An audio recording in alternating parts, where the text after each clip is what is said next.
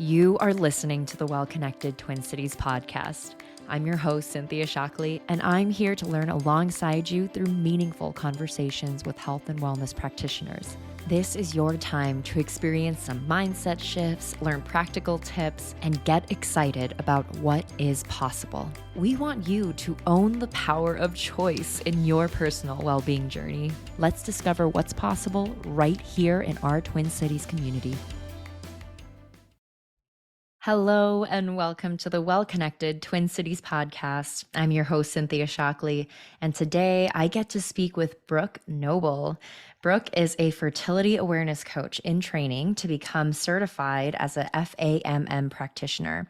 Her background in women's health nursing fueled her desire to help women understand their bodies and become empowered to care for themselves holistically. This led her on a path to become a board-certified nurse coach and study functional medicine.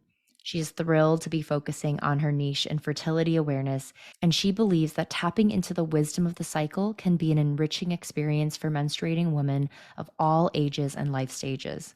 Most days you can find Brooke studying, interacting with clients, planning her next camping trip, spending time outside with friends and family, or reading a book, often with a cup of sweet and spicy herbal tea in hand. And here we are with Brooke.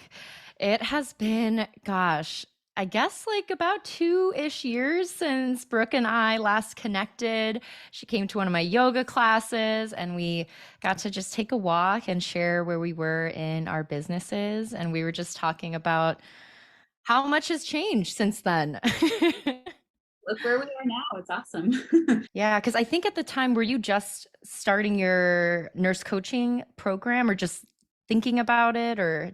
Yeah, I think it was still in the works. I may have been training still at that point to be a nurse coach. And so I was just branching out, trying to meet other health coaches and figure out this whole coaching game here. Yes, and Alex connected us because she is a connector of all people. I wonder lately for you, Brooke, what's been bringing you joy? What's been just fueling your passion lately? Yes, it's fun to have the changing of the seasons. I always enjoy summertime and the energy that comes with it.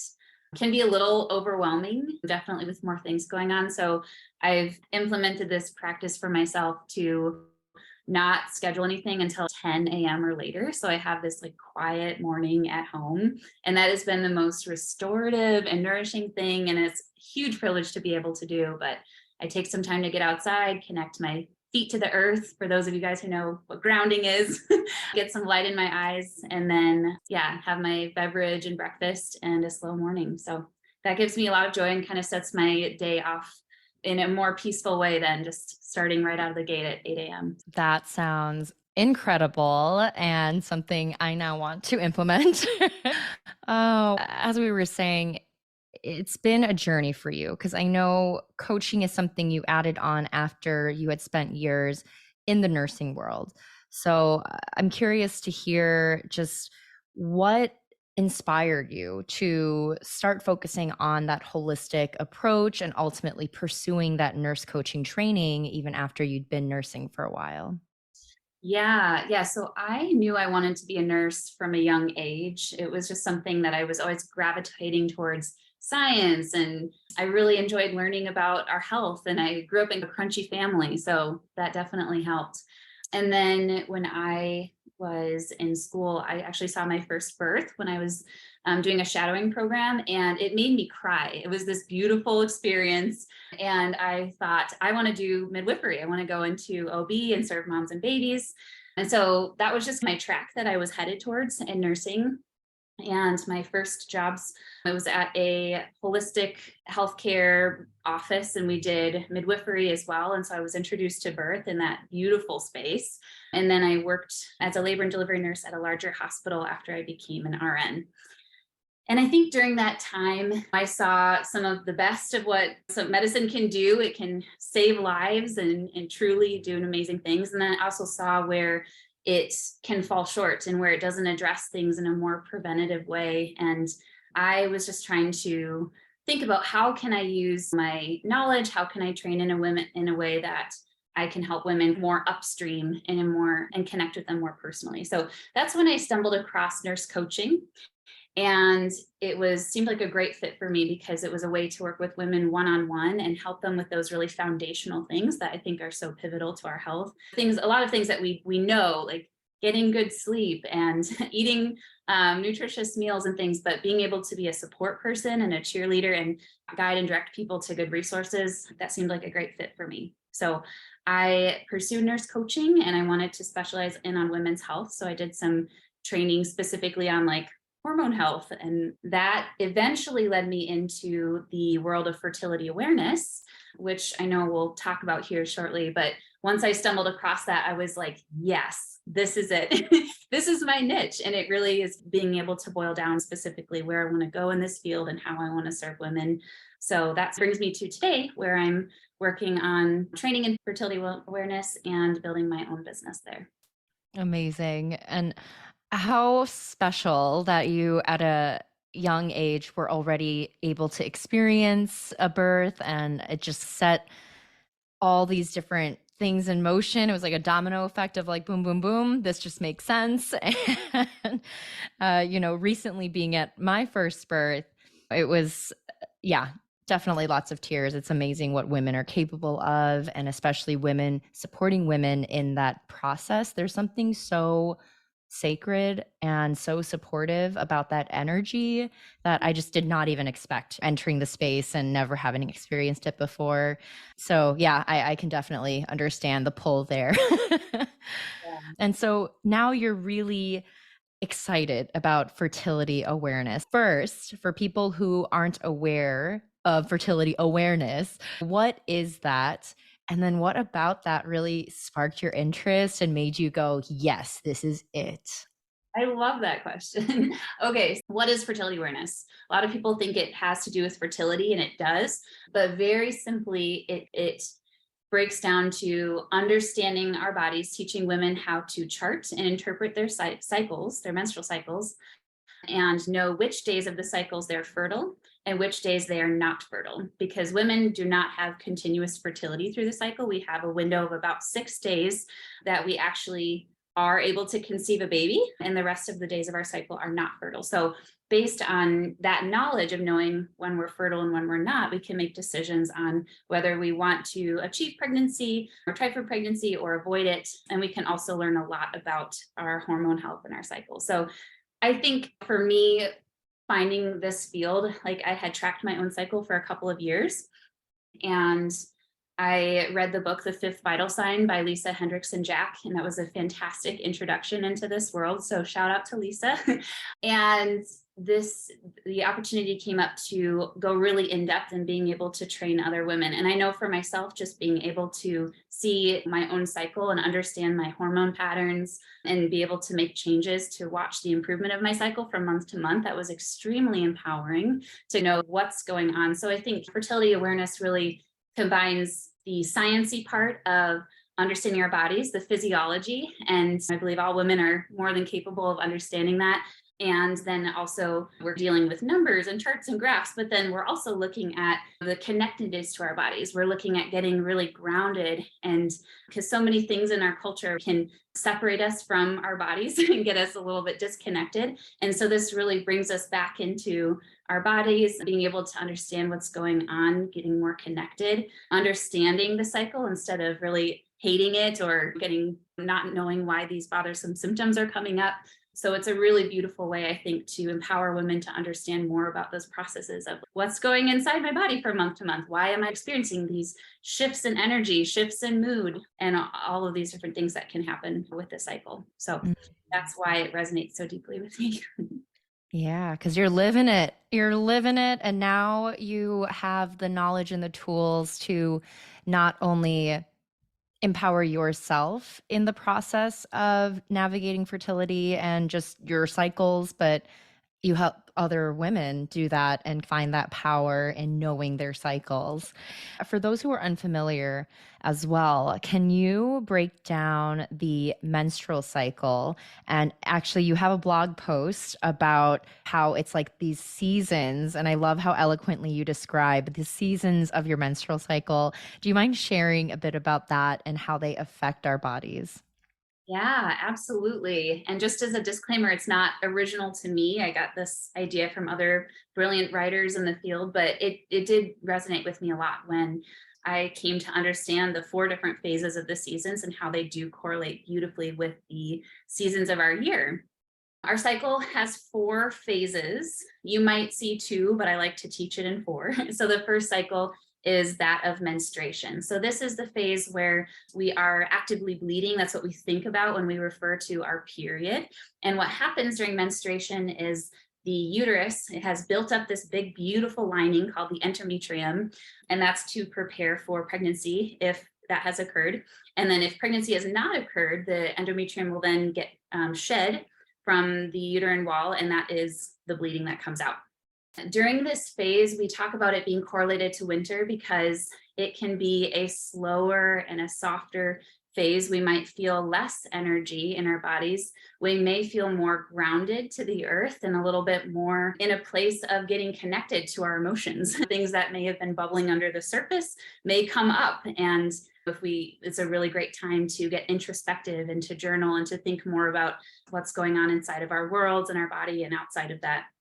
So that's why we talk about it being winter, because there's not a lot going on at this point other than shedding the uterine lining. And it's a really beautiful time to honor our bodies and to slow down, to mimic or mirror the energy of the seasons, which for you guys, fellow Minnesotans out there, it is a doozy sometimes. And we get the long winters, but there is this idea of also being able to be cozy and to honor the slowness of the seasons and to take a break and to rest. So that's number one, is the menstrual phase that correlates with winter.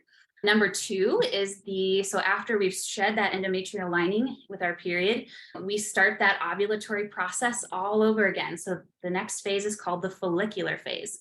This is when a follicle in one of our ovaries, so we have two ovaries that sit above the uterus, they're about the size of an almond in our abdomen, and that is where an egg does get released every month with the cycle. With the follicular phase, this matches and mirrors the energy of spring. So when we have spring, we have things are starting to wake up and come online again. Things are starting to bud, the birds are singing, and in our body, we're starting to prepare the egg for the eventual ovulatory season. So estrogen's starting to rise. We may start to feel a little bit more of a shift in energy in our bodies. For some women, we may feel like this really, I know I can feel some of this scattered energy, like I'm doing a lot or committing to a lot. So I have to remember, like, energy will shift with time. Mm. But we start to feel that energy come back online as we build and prepare for ovulation. So the third season is midsummer. This is the ovulatory event. A lot of people think of this as like the pinnacle of the cycle, right? And this correlates with the energy of summer. So we're in summer right now. It's beautiful. It's hot. Things are happening. We're buzzing off to events and doing all sorts of things. And this is when in our body, the ovaries actually release that egg and we are fertile during that ovulatory season. And so we will feel more of our peak energy during this time. You may notice in your body feeling more social and outgoing, more articulate and verbal in conversations. This would be a great time to work on presentations or connect with friends. And I know some women will do what's called cycle syncing. So they are able to sync their social calendar and their calendar of things that they need to do with their cycle and kind of harness the energy and superpower in the ovulatory phase. So that is ovulation. And then the fourth phase is the luteal phase, which is actually my personal favorite phase, which corresponds to my favorite season, which is autumn or fall. And this is after the egg has been released. And once that egg is released, the follicle that was holding the egg in the ovary actually turns into something called the corpus luteum. It's Latin for yellow body, for those of you who are nerdy like me. And it produces something called progesterone. So when we have progesterone, that increases our basal body temperature and it reinforces the lining of the uterus. So this whole time during the follicular and ovulatory, now luteal phase, that endometrium, or the lining of the uterus that eventually gets shed during menstruation, has been building and is getting nurtured and reinforced should pregnancy occur. We want to create a nice hospital environment in the uterus for that fertilized egg. When we have this luteal phase, we might notice in our bodies again, shifting of energy. So This is a time where things may feel a little bit more, we're feeling more in our bodies again. We're feeling more grounded.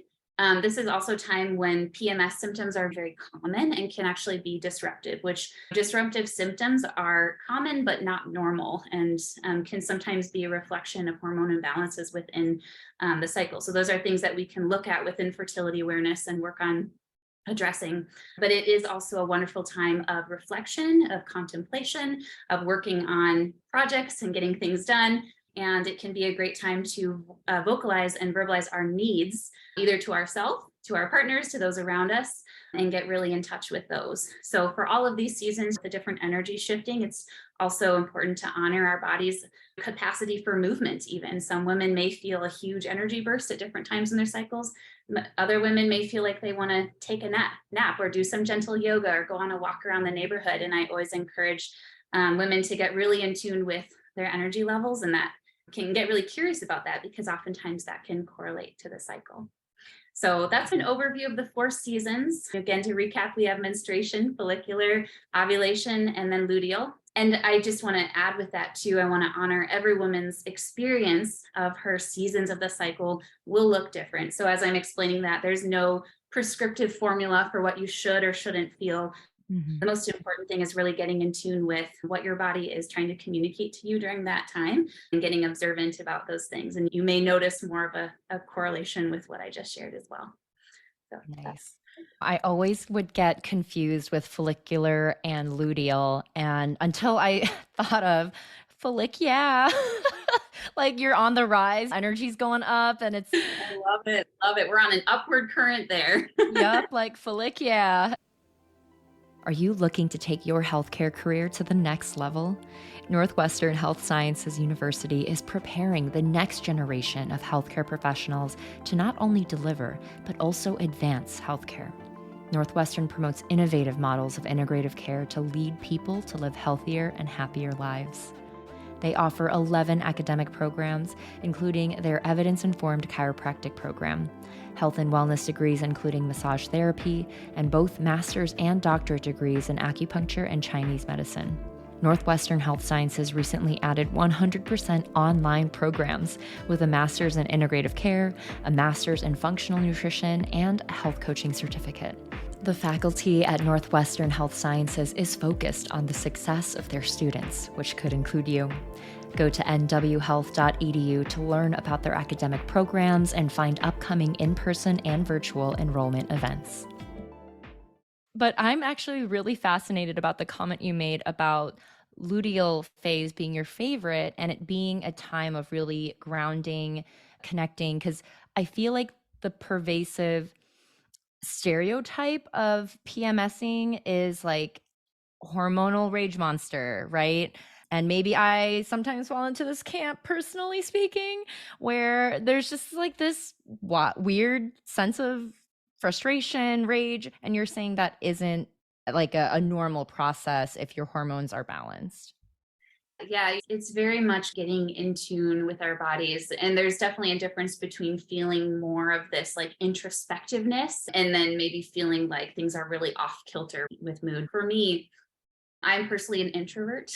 I really love that time of grounding and time alone to be able to journal and to be able to be reflective of my thoughts. And there are not as many spaces built in to our culture to be able to provide that experience. So I really enjoy, yeah, the luteal because I've heard it described as helping to reveal what's inside. So if there's angst, if there's frustration, if there's things that need to be said, it's a beautiful time to have those conversations of honesty with people around you. If you think about this is a great time if there's a hard conversation within a relationship or somebody that you love and care about, like it can be a really good time to get really clear and in touch with what are my needs and how can I process those with another person and even within myself. A lot about the cycle is working on, yes, rebalancing hormones and things, but also honoring the needs that come up with our bodies as they shift and change throughout the cycle. Oh, and that just brings in that tool you mentioned of cycle syncing your personal, social, work calendar with the cycles that you're going through. Because now that I think about it, it's probably during luteal phase, most people are still working at max capacity and aren't adjusting their social calendars and schedules to accommodate for the lower energy, for the introspection. And so that totally makes sense that maybe then more frustration or some of these other emotions are going to be the ones that arise because you're exhausted. Yeah, absolutely. Yeah, a lot of times those things can come up because we're so fried. We're pushed to this point of just, like you said, exhaustion and just overdrive, and something needs to give. It is interesting because we live in a society where we have a 24-hour day, and that just repeats itself over and over again. But for women, men have a 24-hour hormone cycle, interestingly, but women have a roughly 24 to 35-day cycle. And so ours are different, our needs are different, and they shift from week to week. And so I think there can be a way for anyone who wants to try to modify and work on cycle syncing that is conducive to their lifestyle. So that's another part of fertility awareness that I love, is helping to encourage women to get in touch with what's going on in their bodies, and then how can we look at their lifestyle to make that cycle syncing accessible for them. Mm-hmm. And because you mention men and how they have a 24-hour cycle, that's so unfair. Of course, this world was designed by men. It all makes sense now. So, is fertility and just building that fertility awareness something that is unique to women, or is it something that would benefit men to also learn about? And is fertility awareness for men, like whether it's for their personal body or for women in their life, is like, where does that fit in?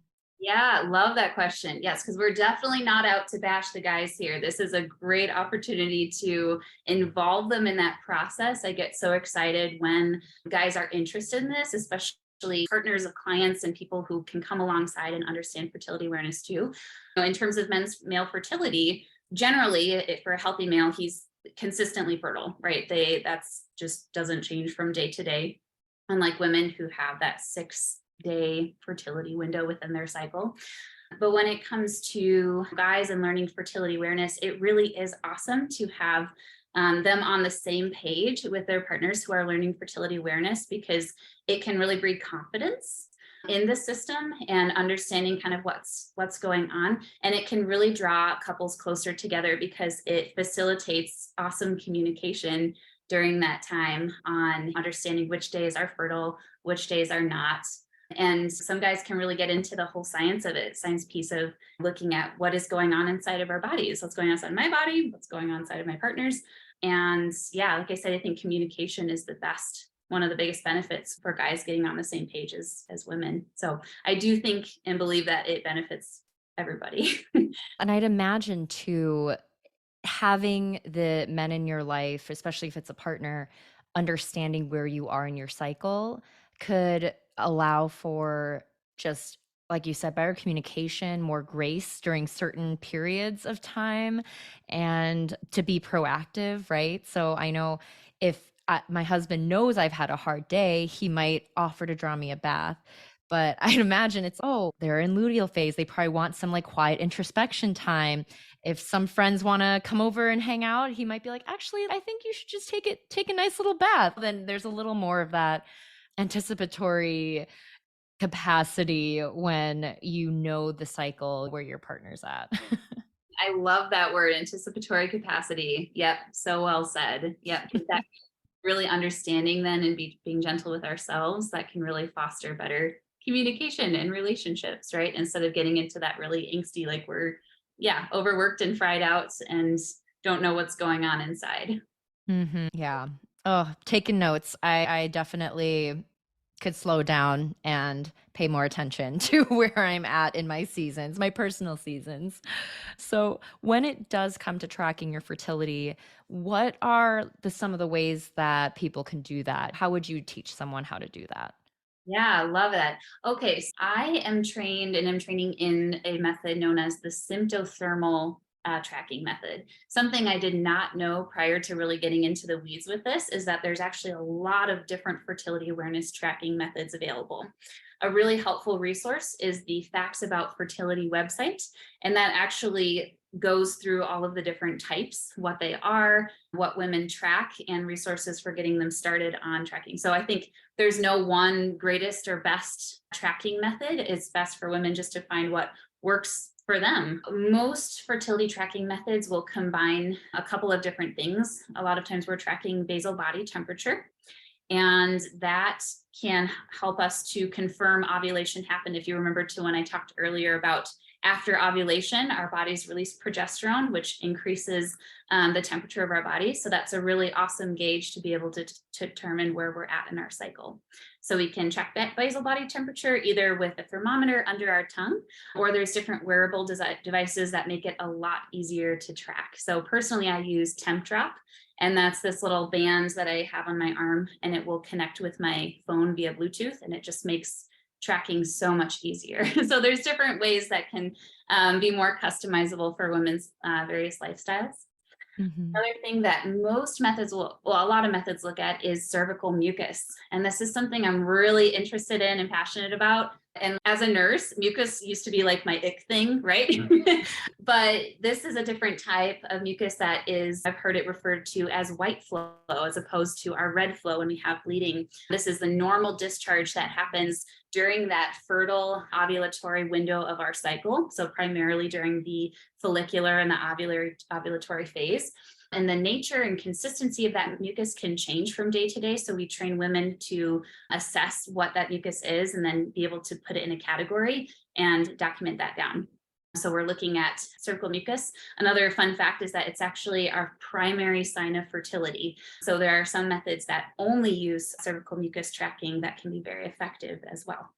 And a couple of other signs that can be used are assessing the position of the cervix.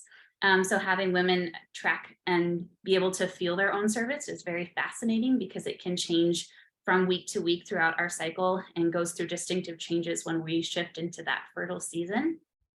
So what I teach is symptothermal, which combines this, the sympto part is the cervical mucus, and then the thermal part obviously is the body basal temperature tracking.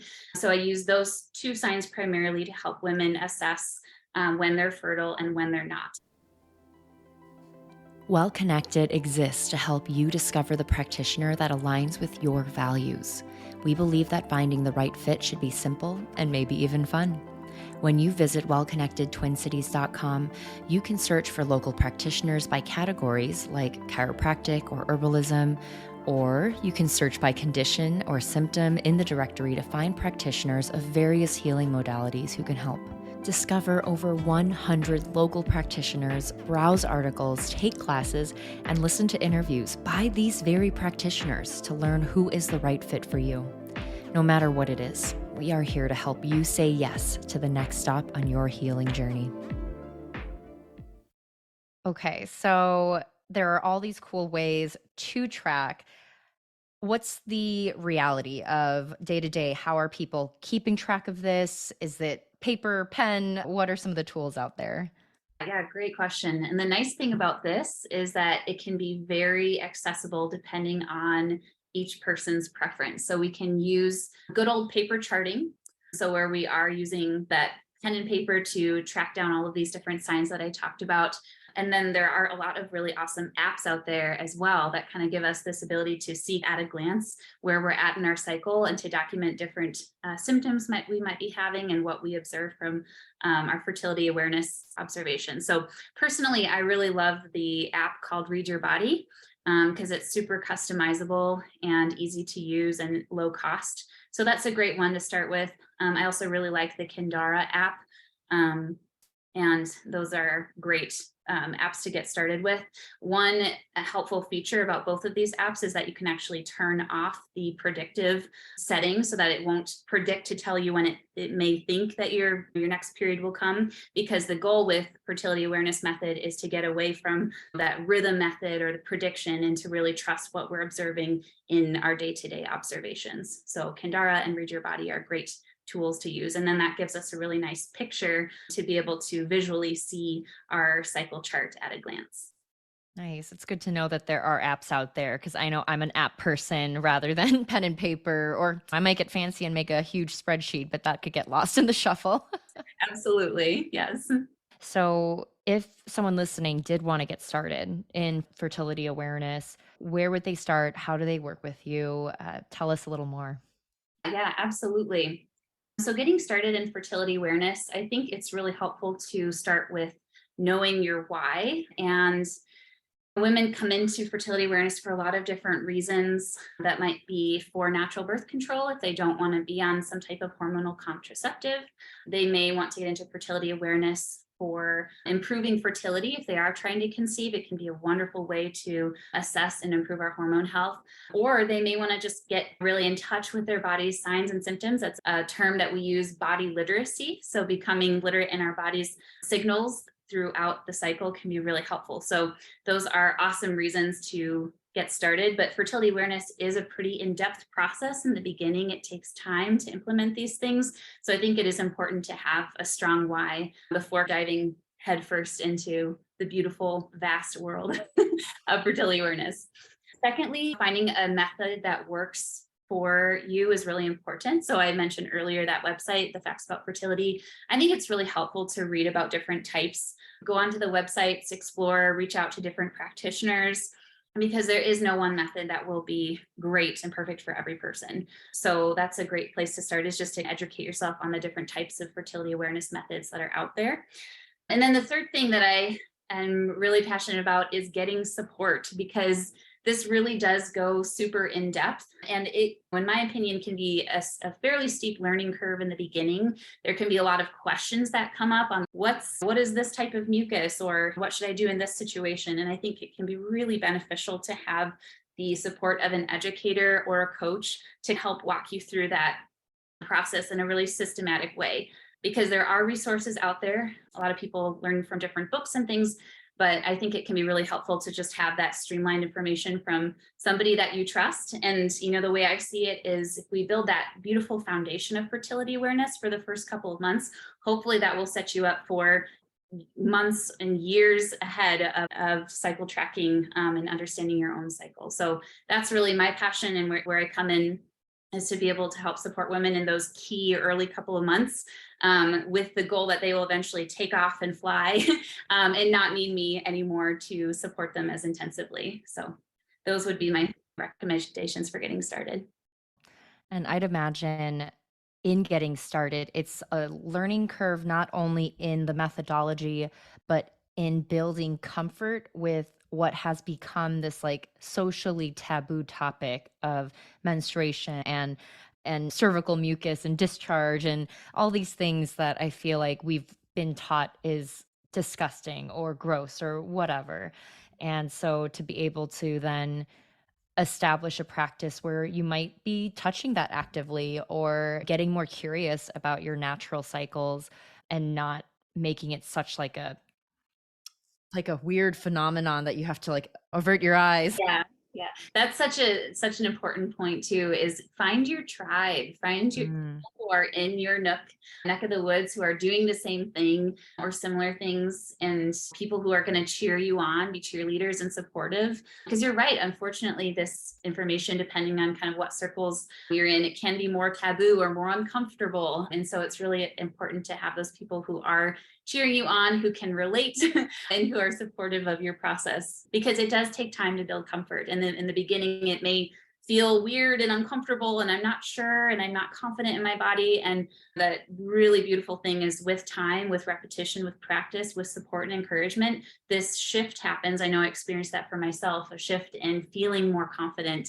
and in feeling like, okay, I understand what my body's doing now, and this isn't totally freaking me out anymore. So it does happen, and it can, and it's really helpful to have that good support from friends and family, and hopefully a coach or an instructor. Yeah, gosh, I love that. Finding your tribe and being able to get that external validation and support along the way. And I love how you were able to share your own experience of coming into that comfort and ease with the process, and how that, gosh, I feel like it just helps with general self love and body love and recognizing that your body's a freaking miracle. Yeah, yeah, just know that, like, your body is beautiful. It's not a mistake. The things that happen are normal and good and should be celebrated. Those are things I would just want to remind women, and to just know that value in, yeah, in having a cycle. It can be a really huge gift. It doesn't have to be this terrible thing that happens every month of our cycle. Oh, seriously. I know I've talked to my 10-year-old niece who's been getting curious when she asked me about it, and she looked terrified as she asked me questions. I'm like, this doesn't have to be scary. This doesn't have to be. That's awesome. She was able to ask you things though and felt like you were a safe space for her. Yeah, that was really nice. She's been wonderful to be a part of her own tribe as she ages and grows. So I think you already shared a beautiful takeaway in just your message about loving your body. But if it's not that, is there any other takeaway listeners could walk away with from this conversation, something that you would hope that they really, really listen to and remember after we end this conversation? Yeah. And to that, I would say, I think for whoever's listening to this episode, you tapped on this episode for a reason. You're here in this nook listening to this conversation for a reason. And I would venture to guess that there is a spark, if not a flame, of curiosity in understanding your body better, in understanding how fertility works, and maybe dipping a toe or diving into this world. Either way, however you want to start. So I just want to, yeah, honor your curiosity for being here and encourage you to nurture that and listen to that and take steps to learn more if that continues to speak to you. Because I really believe that following our curiosity can lead to really great things. I know that has led me here to exactly where I'm at in this spot. Had I suppressed that and just continued doing what I was doing at the bedside for years on end, like I would never have ended up in this space. So I'm really grateful for that curiosity and for listening to that. And yeah, continue to learn. I love the book, The Fifth Vital Sign. That's a really awesome starting place. That's low commitment, low cost. The author is Lisa Hendrickson Jack, and she's the one I'm training with now as well. She also has a podcast called Fertility Friday. And then, yeah, if you're interested in learning more and you want to work with me directly, I have a website called coachingfrombrooke.com, and you can sign up for an intro session with me there. And I'd love to connect with you and get to learn more about your story and what your needs are in fertility awareness. Beautiful. Thank you so much, Brooke, for shedding light and on the topic, but just shedding light always. You're a ball of light. And I'm so grateful we can reconnect and talk about the seasons that we go through as women. And it's been such a treat. So thank you. It's been wonderful being here. Thank you for having me. Thank you so much for listening to the Well Connected Twin Cities podcast. Did you learn something new? Did you feel that spark of hope and excitement for what is possible? Because so much is possible. Tell us about it in a review on Apple Podcast. Not only would we absolutely love hearing from you, but these reviews help our ratings and help other curious minds like you find this resource. We are always better together. Thank you again, and see you next time.